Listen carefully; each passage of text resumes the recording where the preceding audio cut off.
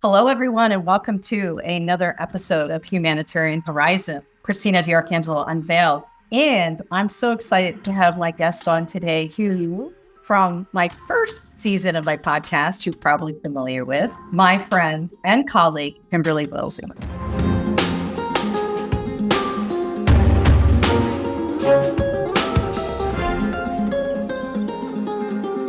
How are you?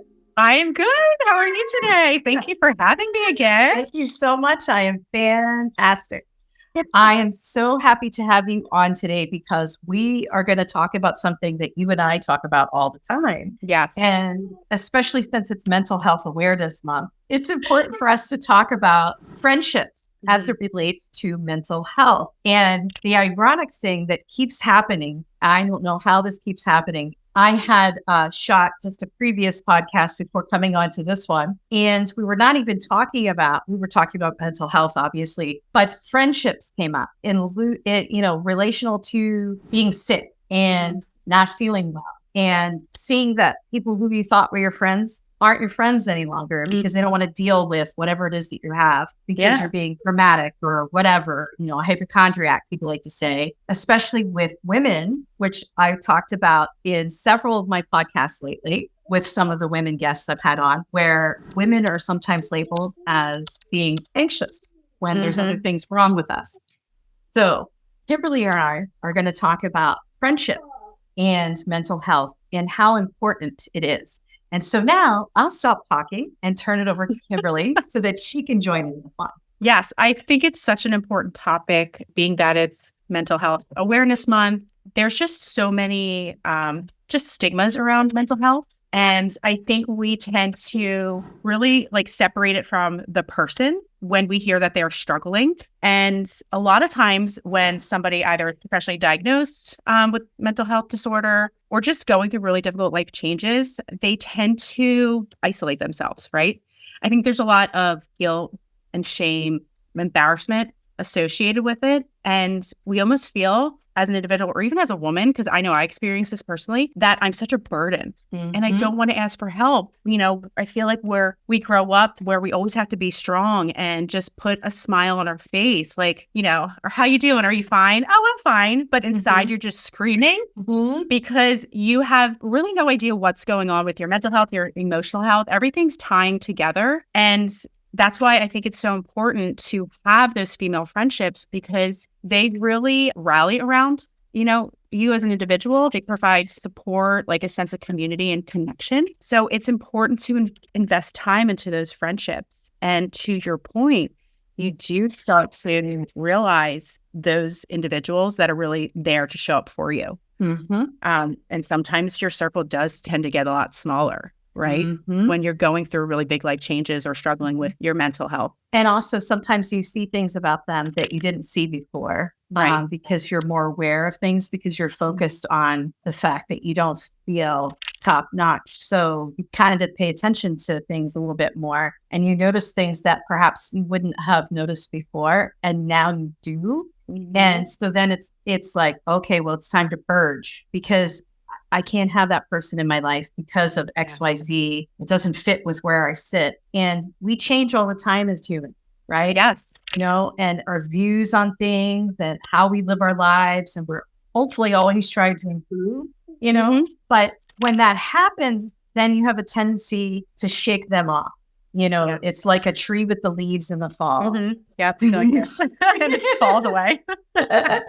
Yeah. And so for us and how this all came up, guys, was I was talking to Kimberly one day on the phone about something. And I was like, wow, I'm so lucky to have you because I can talk to you about things and you'll tell me I'm thinking about or worrying about it's worth it or not.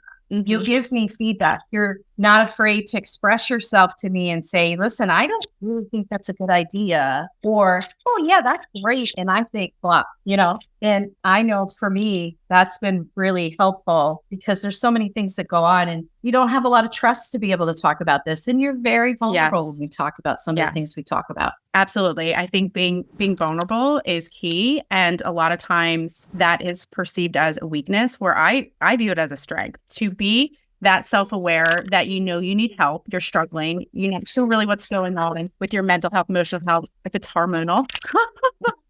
because I'm sure that ties into a lot of it too. You have to be able to like ask for the help and be vulnerable and be very honest, whether, you're the one saying that you need help or really on the other side of that conversation to provide support and a listening ear. I think it's really good to, give that different perspective, because I've just felt with my experience that when you do share that you're going through something, that other individual probably is going through it too. It might be different, but you have, that common theme to connect the two of you.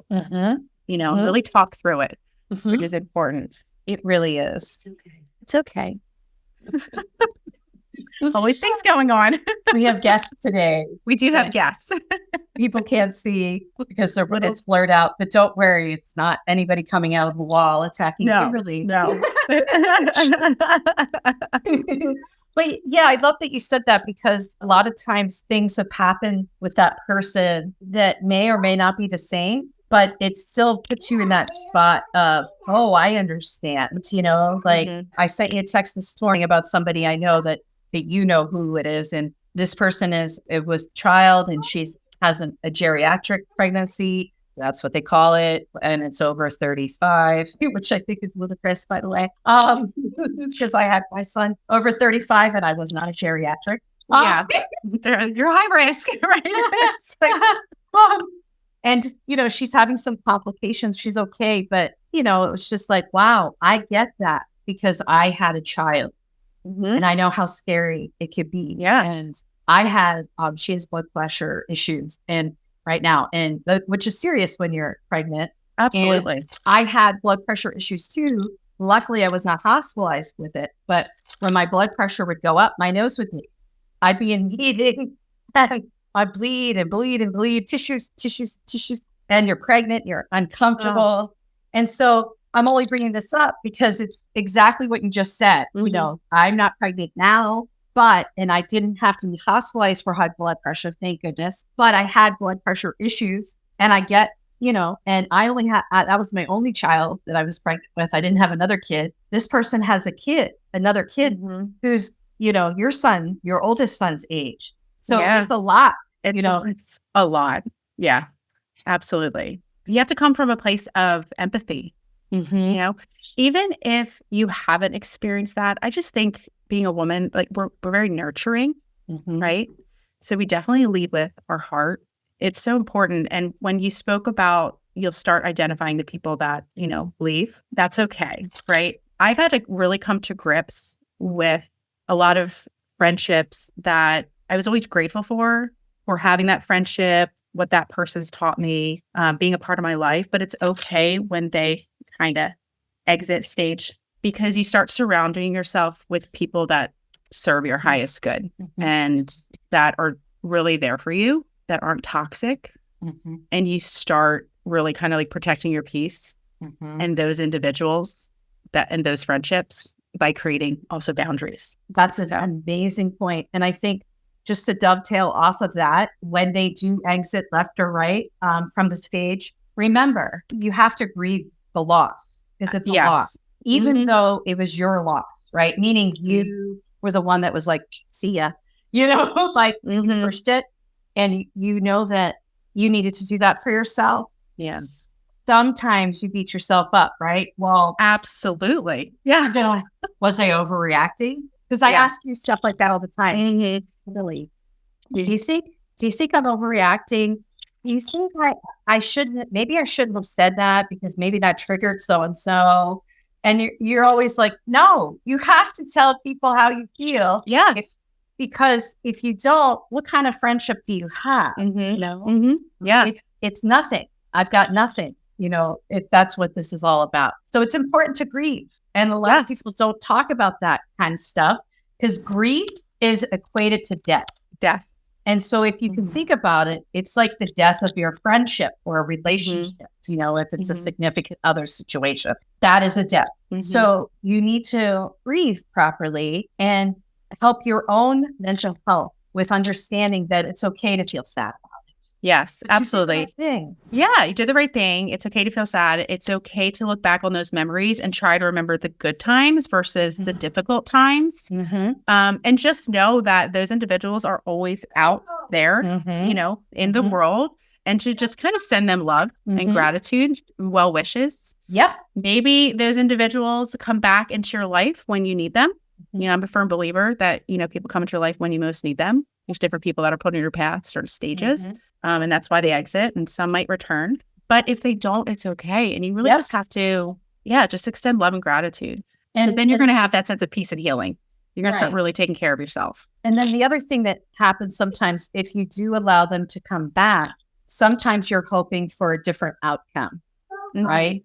And so you think that perhaps it's going to be better than it really is, and it ends up not being better. And then you see the old person from the before and then go, oh man, I'm stuck in this boat again with all of this. And I thought it was going to be a different outcome this time. That's really disappointing when that happens. And sometimes it happens. It does. And it's to be disappointed. It's just like, it's difficult, right?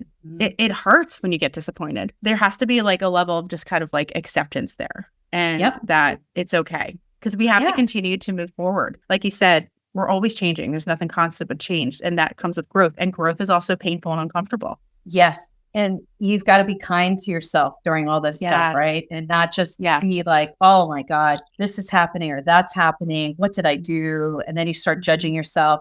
No, there shouldn't be any judgment. You thought what you were doing was right, and it ended up not being right. It is what it is. And you know when to push them again back out to the left or the right of the stage. And maybe this time they have to stay out. They can't come back.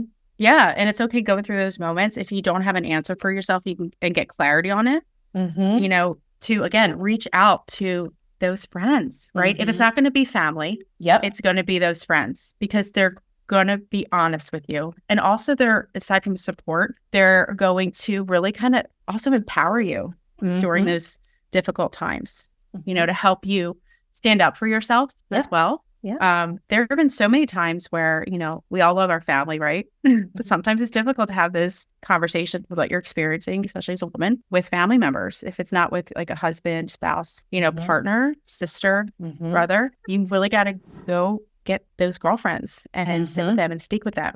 And that can be tough when we're all so busy, right? I feel it's like, sometimes you feel this burden, like, well, I really need like a girls' night or just a lunch or brunch or something, or just a phone conversation, but it's almost like you feel like you have to schedule it and then it's 3 months away. But I think it's important when you're in the moment of feeling those emotions, like, I need help right now, something, whatever I'm experiencing, it's triggering me, to not hesitate on picking up the phone, sending a text like, hey, can we talk? Right? Because if that's a true friend, they're going to make the time for you. Because they don't want you to hurt. They don't want you to hurt. They want you at your best. And they want you to be happy. So being at your best is being happy, which is really important. So we are getting close to our end here already. And I know that Bree's like, it's enough. He wants to just do the talking. He wants to join into the podcast, which, he can articulate his feelings very well. So, he's, I'm going to be a distraction. This is what it's like when things come up, and, it's crazy. You got to go deal with it. I'm going to open with it. Well, thank you so much for being on today and talking to me about this very important topic. I really appreciate you doing so, because, we are lucky we get to do it all the time with each other, but not everybody has that. And so hopefully if they get to listen or review our podcast, they will remember that it's important to reach out to those that you can trust and care for. Yes, absolutely. And I hope with, our conversation revolving around mental health and just, having these wonderful female friendships, that we can really, provide that positive impact and, really have them start up those conversations and stay connected with those individuals, myself included. I can do that more often and reach out. So, and it's okay. Well, thank you. And thank you to all of our listeners and viewers for tuning in and for following us and giving us our support. And as always, we appreciate you. Have a wonderful day.